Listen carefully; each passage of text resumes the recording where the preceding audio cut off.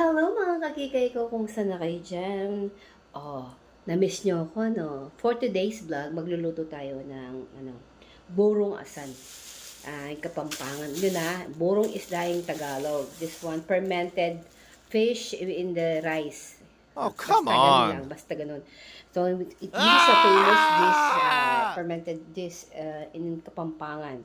So, let's cook. Tara na. Hugasan na natin ang ating tomato, na napakaraming tomato, mga kamamshi. So, let's begin. Maghihiwa na tayo.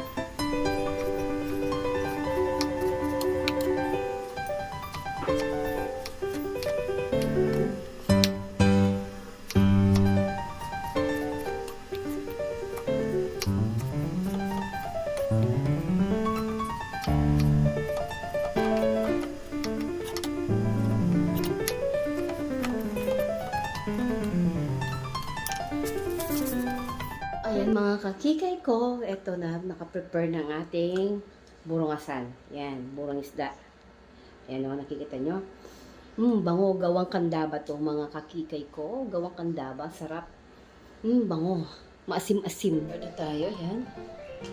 So, mainit-init na ang ating kawali.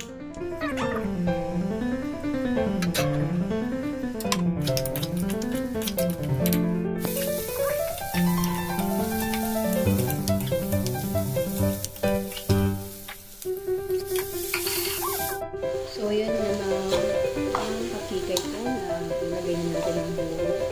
Tapos ako din isa-isa din ginisa yung bawang sibuyas at kamatis. So, nagluto na ulit.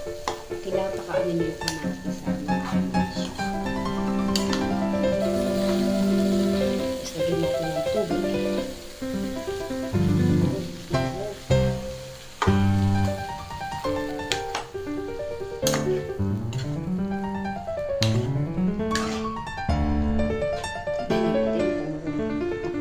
Simmer muna natin siya. 5 minutes. Lagyan natin ang ating burong asan. Wow! Ayan. Lagyan natin konting paminta. Konting paminta.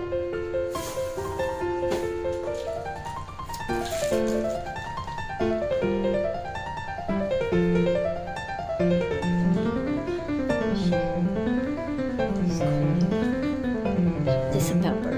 And this is the final. Wow. This is puro. Ating puro.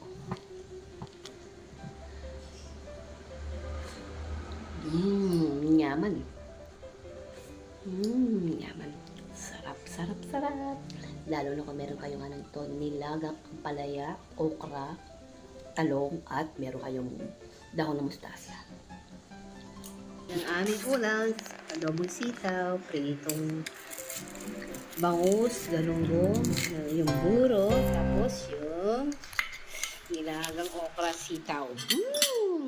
Yum, yum, yum, yum. Hinga po si Sophia, manganta na.